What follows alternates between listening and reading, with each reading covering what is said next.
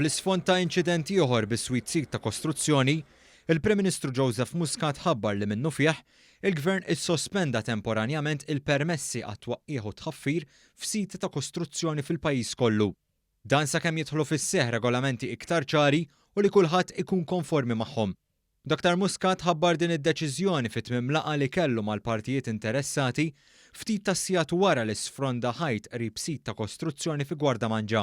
Sa dan it-tant ma jista' jsir l-ebda xogħol ta' twaqqieħ jew skavar fil-pajjiż b'eċċezzjoni tal-postijiet fejn il-perit partikolari jiċċertifika li jekk ma jkomplix xogħol ta' twaqqieħ li jkun diġà beda tkun qed joħloq jew skavar jkun qed joħloq periklu għal persuni tal-madwar. Il-Prim Ministru qal li minkejja li għandna liġijiet li diġà jipprovdu ta' min huma r-responsabiltajiet, il-Gvern ma jistax jagħlaq għajnejh għal ċertu nuqqasijiet.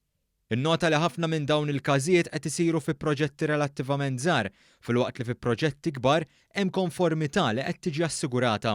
Għalhekk nhar it-tnejn li ġejjin, il-Gvern ħajkun qed jippubblika regolamenti ġodda bħala draft għal konsultazzjoni pubblika biex jirregolaw il-qasam, dan il-qasam partikolari, mod partikolari fil-rigward tal-iskavar u rigward ta' twaqqieħ ta' bini.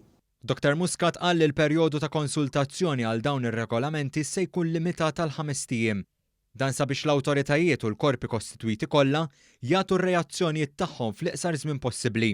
Ftehmna wkoll li l-konsultazzjoni ħadd tkun waħda organika fis-sens li f'dan 5 ijiem mod intensiv koordinazzjoni min-naħa tal-Ministeru kompetenti jsiru laqgħat kontinwi fejn ikun hemm kemm jista' jkun ftehim dwar kif ħankunu qegħdin indaħħlu fis-seħħ dawn ir-regolamenti l-ġodda. Dr. Muscat għamilha ċara li l-Gvern lest jieħu d-deċiżjonijiet iebsa.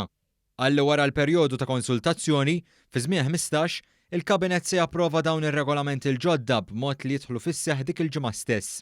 Dr. Muscat qal li r-regoli l-ġodda jinsabu fil-fażijiet finali.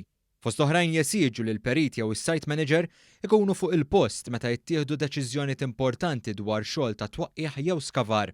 Irid ikun dokumentat li dawn il-persuni kompetenti kienu fuq il-post f'dawk il-momenti u li ħadu d-deċiżjonijiet u ta' dawk id-deċiżjonijiet ġarrew ir-responsabilità ta' dawk id-deċiżjonijiet. Qal li l-Gvern ma jistax joqgħod pulizija mal-pajjiż kollu u għalhekk għandna professjonisti li għandhom iġorru r-responsabilità. Dr. Muscat qal li fir-regoli l-ġodda se jiġi propost ukoll li jsiru studji ġeoloġiċi u tekniċi f'kull każ ta' tqattieħ u mhux biss f'dawk li tħaffir jaqbes 3 metri. Il-Prim Ministru ħabbar ukoll li se jiżdiedu l-multi għal min jikser dawn ir-regolamenti. Fost dawn hemm li l-multa għal min ma josservax il-method statement tal-perit titla' minn €500 għal €10,000. F'każ ta' persuna, ta' kontrattur, ta' sit, whatever, illi ikompli x-xogħlijiet anka jekk ikollu avviż biex jieqaf minn dawn ix-xogħlijiet, il-multa llum kienet €1,200 ħatitla' għal €50,000 li hemmhekk huwa sinjal b'saħħtu ħafna li jekk inti b'xi mod jew ieħor ħatkun qed tikser ir-regolamenti inti hemmhekk qed tipperikola anke l-fattibilità tal-proġett tiegħek. Dr. Muscat qal li għaddej ukoll xogħol biex titwaqqaf awtorità li ssaħħaħ l-industrija b'kodiċi ġdida għall kostruzzjoni. Qal li l-ħsiebu li dawn ir-regolamenti l-ġodda jkomplu jittejbu bit-twaqqif ta' din l-awtorità.